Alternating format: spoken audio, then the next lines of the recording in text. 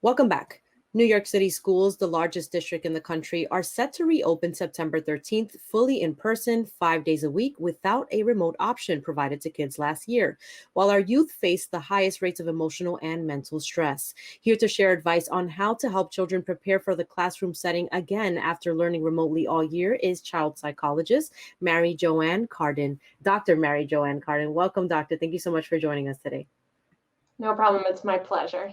Thank you. So I want to get right into it, doctor. So a recent study found that rates of depression and anxiety among youth doubled during the pandemic compared to pre-pandemic levels. As a child psychologist, what changes have you noted in your young patients this past year? So definitely for the general population, we've also been seeing that. Specifically, I work with children who have learning disabilities and comorbid mental health symptoms. So for them, I've definitely seen an increase in low motivation, just not wanting to engage in anything throughout the day, not wanting to even engage in their treatment here, not wanting to do their schoolwork, not wanting to go to school. All of these have just increased dramatically. They're looking sadder. A lot of their body language is more droopy and not making those eye contacts, along with just negative comments about themselves, their lives, and just how things are. Thank you for sharing, doctor. This is definitely, frightening to learn, especially with the school year approaching so quickly. What were some of the causes of this surge in depression and anxiety in these children?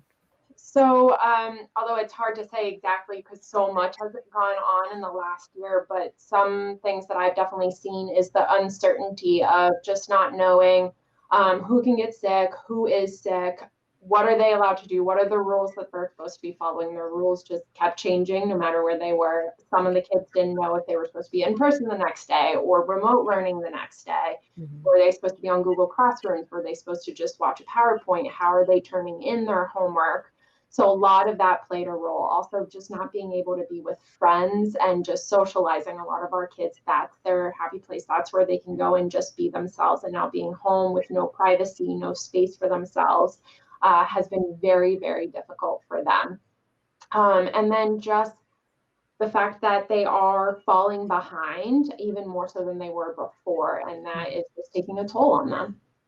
Yeah, speaking of that, doctor, I know that remote learning has created a knowledge gap for a lot of children, especially those who could not stay connected due to either a lack of technology or the digital divide, which we have faced in exacerbated numbers here in the Bronx due to the pandemic. How has this also impacted children's mental and emotional health?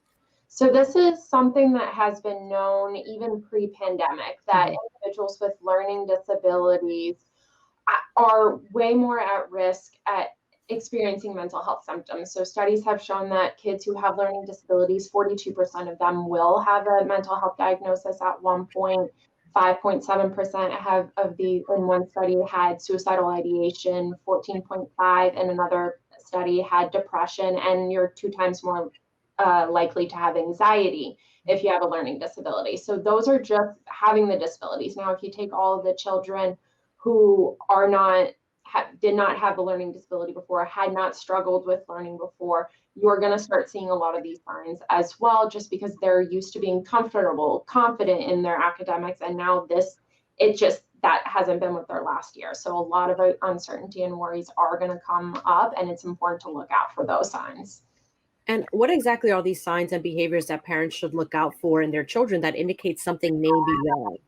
So the simple answer is just anything that's out of the norm for your child. However, more specifically, if you have someone who normally didn't argue or didn't have any difficulties in terms of going places, they're starting to say, I don't want to go to school. I don't want to do this. I don't want to do that.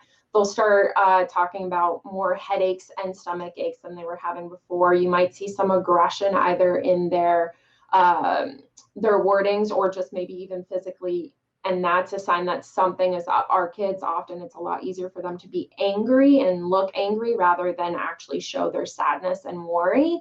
So it's important to look at that. You might see them sleeping less, sleeping more, eating more, or not wanting to be hungry, and just overall avoidance of not wanting to do anything or just taking a step back and really just staying in their little spot. Locking themselves in their rooms, things of that nature, right, doctor? Yeah. Definitely indicators to look out for. Thank you for that. What can parents and teachers do to help our children transition to in-person learning more smoothly this coming school year? So I saw you put up one of the slides from a recent webinar that we held. So I believe it's on our Montefiore webpage. And we have, if you can reference this webinar, it's available in 6 different languages.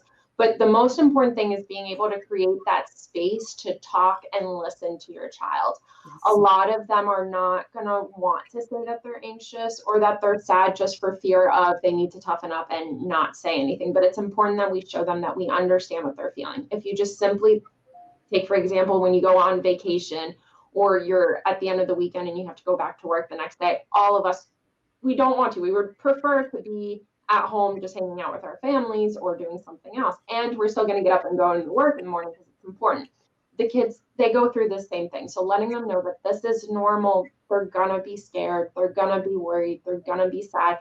And that's okay. And then taking them through what they can do. If they like deep breathing, work on deep breathing exercises. Stress balls are great. Any exercise, music, dancing, whatever they do to relax themselves is a good idea. I would plan for, if you're able to go visit the school and kind of get started on practicing the routine the night before and the day before, that would be great. And just resetting up bedtimes and meal times like they would be during the school year.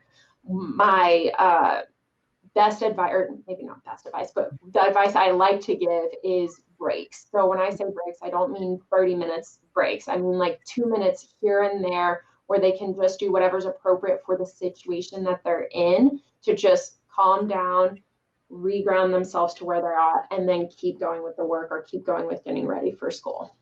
Doctor, out of curiosity, I've been seeing a lot of parents use these little fidget toys, these button pressing toys. Are those efficient for students or kids with anxiety and depression?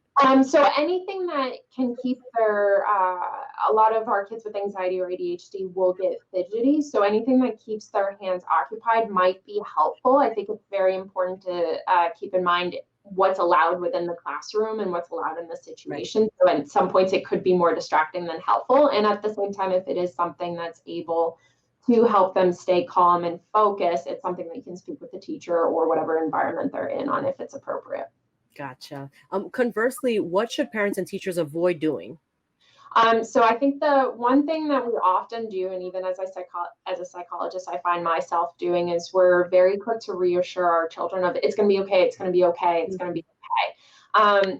We do want to reassure them, and at the same time, doing it in a way without letting them know we heard them can be dismissive. So I would recommend on the other side of just more saying, I know it's going to be scary, I know it's going to be sad, and you can do this, and we're here to help you.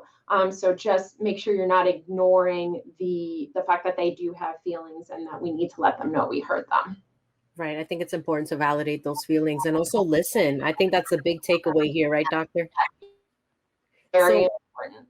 I wanted to learn also how doctors are working with school administrators to implement policy changes when it comes to students and children, like the children that you work with as well, because, you know, it's a different dynamic to work with students with disability versus other students in schools in this upcoming learning environment. So a lot of the time is either the schools will reach out to us or we'll reach out to the school and try to do an individualized plan for each child. It's hard to really do a whole policy that'll help all of the children in the same way. So for us on our end, we're working really on trying to do an individualized program with each of the children we see. And in the chance that in those situations that they ask for help, you know, we're happy to help. Right. And I also wanted to learn about preventative care. You know, a lot of parents may be avoiding going to the doctor at this time and they're afraid to take their kids as well. But the importance just about well checks and also visiting child psychologists if that's something that a child needs. Yes, definitely. I think, you know, most hospitals, or at least here, we are implementing COVID safety checks and things like that to keep our patients safe. And a lot of the treatment, although we did do it through telehealth, in some sense, it's not as good as when you're in person. So it's important to keep those appointments.